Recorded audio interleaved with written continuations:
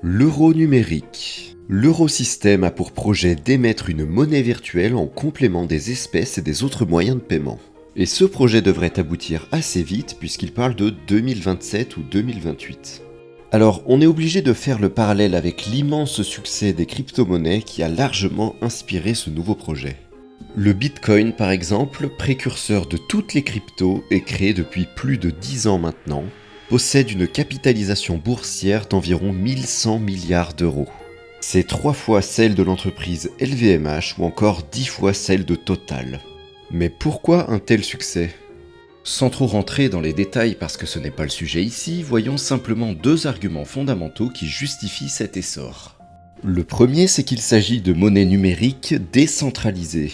Donc il n'y a pas d'autorité centrale, comme une banque centrale ou un gouvernement, qui puisse garantir ou réguler leur valeur. Celle-ci est déterminée par la loi de l'offre et de la demande, et les cryptos étant en quantité limitée, il n'existe pas de principe d'inflation portant sur elles, puisqu'aucune banque centrale ne va injecter de nouveaux bitcoins par exemple, comme elles peuvent le faire avec des monnaies traditionnelles.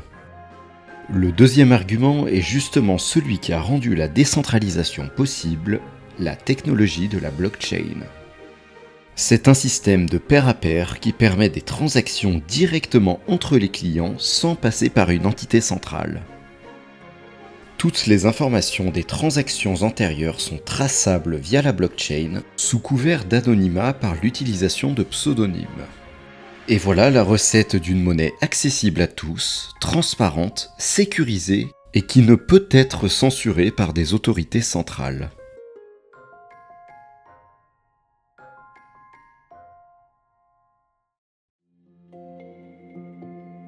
Bon alors, si vous avez bien suivi, vous devriez être en train de vous dire comment et pourquoi la BCE veut-elle s'approprier quelque chose qui a justement fonctionné parce qu'il n'était pas régulé par une autorité centrale.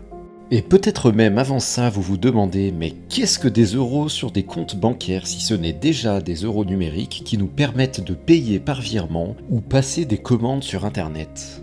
Alors, si vous avez vu ma vidéo sur l'union des marchés de capitaux européens, vous avez compris le fonctionnement des banques et pourquoi votre argent n'est pas vraiment le vôtre. Sinon, vous trouverez le lien en description ainsi qu'en fin de cette vidéo.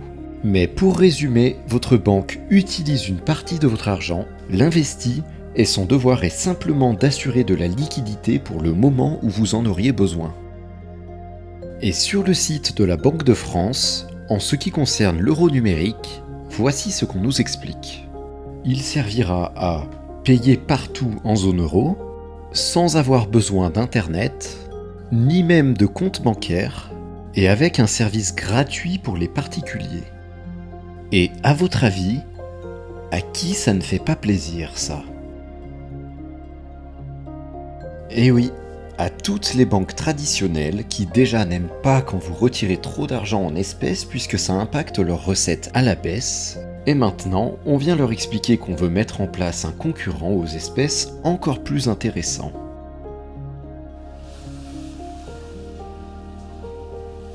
Sir, if you have a complaint, I suggest you submit it through our email system. I would be happy to refer you to our website. Bon enfin, je vous rassure, elles sont pas trop à plaindre. Dans le même article, on peut lire qu'il n'y aura aucune obligation d'utilisation de l'euro numérique. On peut lire aussi qu'il sera distribué par les intermédiaires financiers, donc les banques commerciales, que la BCE ne prendra jamais part aux informations relatives aux utilisateurs ainsi qu'aux transactions, et que de toute façon, une limite sera imposée à la quantité d'euros numériques pouvant être détenus, au-delà de laquelle les montants seront automatiquement transférés vers un compte bancaire. Bon, en le lisant comme ça, on est forcé de constater que de par tous ces efforts pensés pour concilier les banques commerciales avec l'euro numérique, de sorte à ne pas créer de concurrence trop déloyale, on se retrouverait très probablement avec un truc qui ne servirait à rien. À tel point qu'on peut trouver dans l'article qu'aucune décision d'émettre un euro numérique n'a pour l'instant été prise. Mais c'est assez logique puisque les cryptos nous permettent déjà de payer n'importe qui, n'importe où et n'importe quand à moindre frais. Un euro numérique bridé géographiquement à une zone euro est limité dans son potentiel en ne voulant pas faire de concurrence sur les banques commerciales, ne saurait rivaliser. Et quand vous ne faites pas le poids face à un concurrent, vous avez 3 options. abandonner votre projet, faire taire la concurrence, donc interdire les transactions en crypto tant bien que mal puisqu'elles sont décentralisées, ou chercher à se mettre au niveau, ce qui dans ce cas signifierait un pas de plus franchi vers une logique fédéralisatrice de la BCE sur le système bancaire européen. Bref, affaire à suivre.